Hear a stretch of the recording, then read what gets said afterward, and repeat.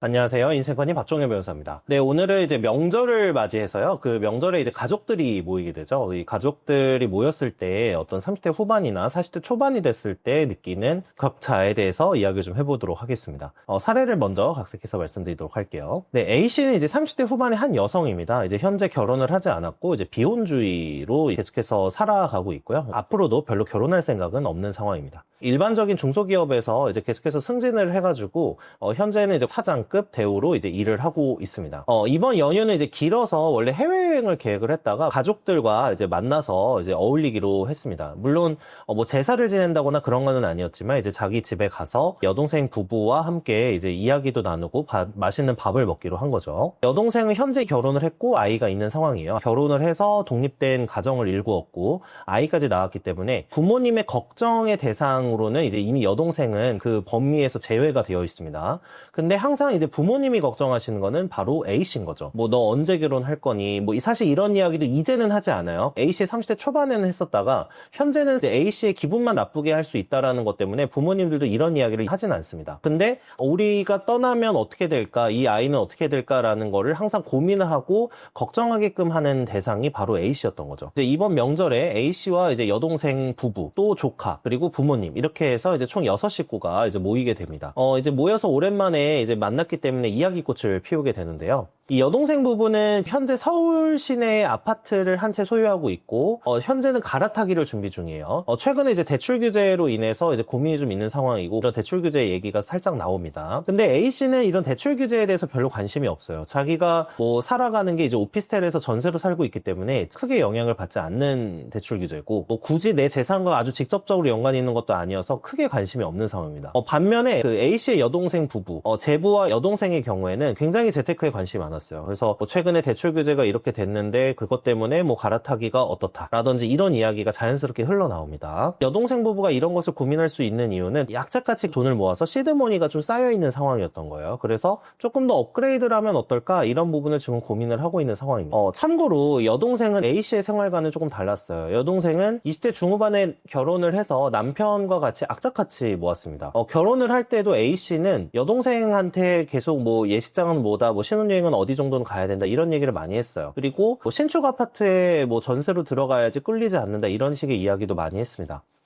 신혼여행지 뭐 결혼식장 관련해서 남들에게 이제 좀 밉보이면 안 된다 이런 얘기를 정말 많이 했는데 A씨 여동생의 경우에는 그런 거에 개의치 않는 사람이었어요. A씨 입장에서는 좀 동생이 이해가 가지는 않았지만 여동생과 제부는 구축 아파트 월세로 들어가서 이제 신혼생활을 시작을 합니다. 뭐 예식장이라든지 신혼여행이라든지 큰 돈을 별로 쓰지 않았어요. 이제 구축 아파트 월세로 사는 거에 집들이를 A씨가 가게 됐었는데 과거에 이제 A씨가 그 이제 신혼집 집들이를 하면서 속으로는 이런 데서 도대체 어떻게 사느냐 이렇게 생각을 했고 A씨 입장에서는 여동생이 살아가는 방식이 굉장히 뭔가 구질구질하고 오히려 약간 제부 때문이 아닌가 이런 생각을 하기도 해요. 많이 벌지 못하는 제부를 만나서 내 여동생이 고생을 하는 거 아닌가 이런 생각을 하게 되고 또 속으로는 이렇게 생각합니다. 여동생과 제부를 보면서 저렇게까지 악착같이 사느냐 속으로 그렇게 생각을 해요. 그래서 이제 A씨 본인은 돈이나 재테크나 이런 자산에 대해서 별로 관심이 없었지만 A씨 여동생과 제부는 절약을 해서 하나하나 돈을 쌓아가게 됩니다. 그래서 A씨 여동생 부부의 경우에는 주말에 임장도 다니고요. 뭐 주말에 이제 미국 주식과 관련해서 방송이나 책도 보면서 같이 이야기를 나누기도 하고요. 그 와중에 또 아이까지 생겼기 때문에 아이의 교육 이야기로도 굉장히 이야기꽃을 피우고 뭐 저녁마다 주변을 이제 산책을 하면서 도란도란 이야기를 나누는 그런 가정이었어요. 제부 같은 경우에는 안정적인 직업을 갖고 있었고요. 소득이 계속해서 꾸준히 들어오는 상황이었고 많은 소비를 하는 스타일이 아니었기 때문에 여동생 부부는 돈을 굉장히 빠르게 모으게 됩니다. 동생 부부는 2018년경, 19년경에 서울 시내에 아파트를 매수를 하게 돼요. 그때 당시에 뭐 대출도 받을 수 있을 만큼 받고 그리고 여러 가지 조금 도움도 받고 자기가 모은 돈까지 해서 아파트를 매수하게 됐고요. 그 아파트 값이 지금 현재 2배가 되었습니다.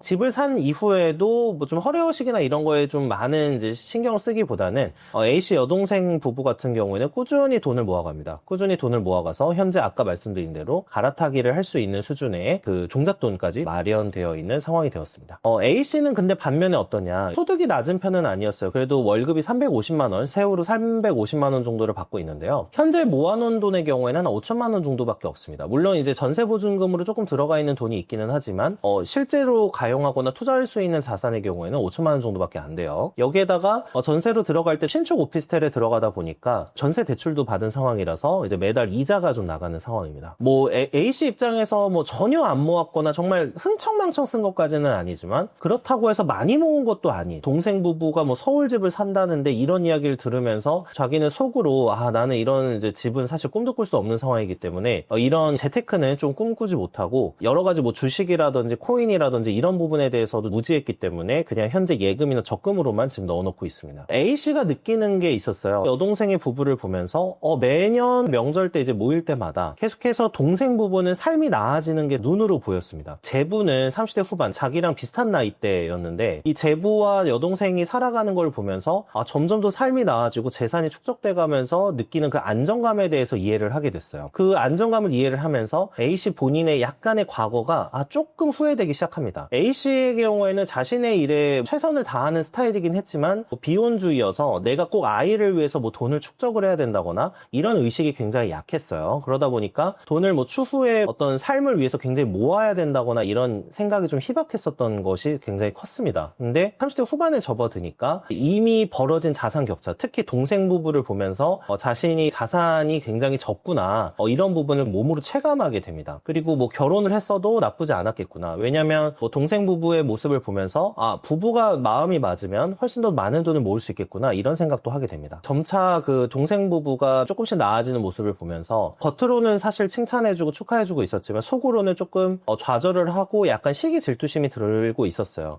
뭐 동생 부부를 속으로는 쟤네들은 서울 집값이 올라가지고 운이 좋아서 벌었네 이런 식으로 생각을 하기도 하고 결국에 A씨 본인에 대해서는 내가 지금 당장 삶을 바꾸거나 자산을 뭔가 취득해서 엄청 불린다거나 이런 부분에 대해서 자신이 없었기 때문에 동생 부부의 모습을 보면서 많은 격차와 절망감을 느끼게 됩니다. 그동안 현재까지는 경험을 중시하는 스타일이었어요. 돈은 인생에서 중요하지 않다. 돈은 그냥 부차적인 거고 자신이 행복한 일을 하면 되고 내가 하고 싶은 일을 하면은 충분히 행복하다 이렇게 생각을 했습니다. 그 생각에 대해서는 지금도 A씨는 변함은 없습니다. 없지만 30대 후반이 되니 자신이 살아왔던 경로가 반드시 옳은 것만은 아닐 수도 있겠구나라는 생각을 조금은 하게 됩니다. 뭐 자산을 쌓아가는 즐거움이라던가 아이를 키우는 즐거움이라던가 그 가족과 행복한 미래를 꿈꾸는 즐거움에 대해서 A씨는 이제 동생 부부를 보면서 조금 느끼게 됩니다. 이게 이제 조금 30대 후반에 접어들면서 자산 격차가 벌어진 사람들의 조금 모습일 수 있어요. 특히 오늘은 이제 명절 연휴를 앞두고 있기 때문에 오늘은 이제 명절까지는 아니지만 연휴잖아요. 그래서 명절에 이제 만나게 되는 뭐 사촌도 있을 수 있고 뭐 그냥 형제 부부나 뭐 이런 경우도 있을 수 있는데 나이가 들어가면서 벌어지는 격차에 대해서 느낄 수 있는 경우가 이런 이제 명절인 경우도 종종 있습니다. 특히 형제 간 격차가 벌어지는 케이스들인데 어떤 부부는 계속해서 잘 모아가서 돈을 축적해 나가고 뭐 예를 들면 몇 년에 한 번씩 좋은 소식이 들려요. 뭐 어떤 친구는 뭐에 투자했는데 이게 잘 됐었고